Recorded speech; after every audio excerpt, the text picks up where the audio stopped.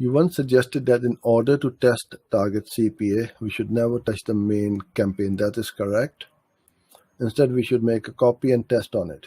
In this situation, when we test target CPA in a copied campaign, then should we pause the original campaign altogether due to budget constraints?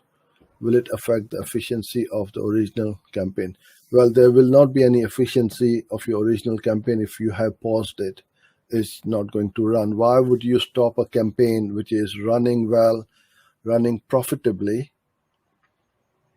Stop that and start something new which you want to test. If you don't have the budget, then you don't test. You need to allocate a certain amount of percentage of your full budget to a testing budget. That's how things work. So if you're spending $100 a day, let's say you're allocating $10 a day, 10% of your budget to testing for testing purposes, then $10 will go to that test campaign.